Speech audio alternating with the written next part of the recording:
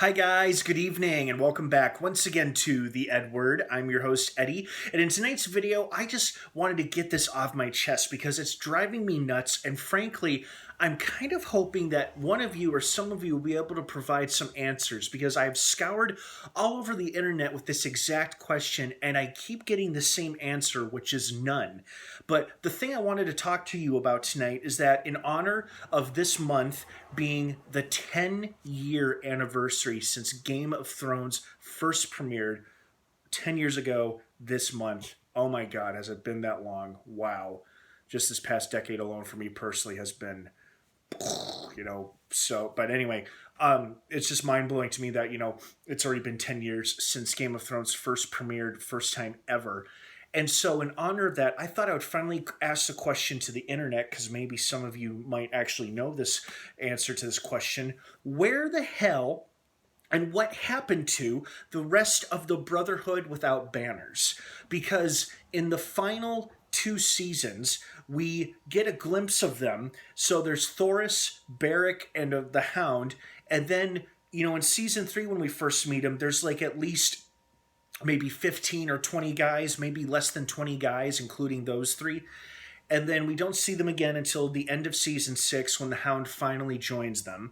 And at that point, it looks like there's only about 14 or 15 guys. That's the last we see of them in season 6. And beginning of season 7, the Hound is still with them, and they're on horseback. And there's still about 14 or 15 guys. And then throughout the rest of season 7, it's just Thoros, Beric, and the Hound that get the standout scenes, and there's really no mention as to what happens to the rest of the Brotherhood, because it feels like Thoros, Beric, and the Hound are the three that go on the mission when they attempt to go beyond the wall and find the White Walker army, and then they're apprehended by Tormund's wildlings and then thrown into a cell, and then Jon and his allies are about to set out on their own mission to find a White Walker, and they bring these guys along because they were about to do the exact same thing. And it was an excellent episode.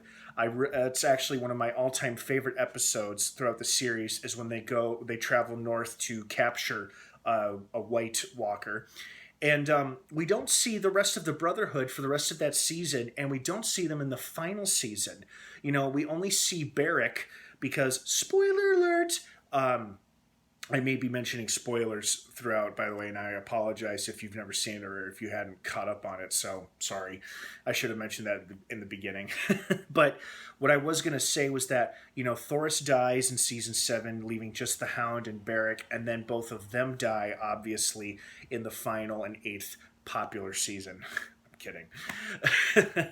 But we don't get to see, or it's not even mentioned, what happened to the rest of the Brotherhood.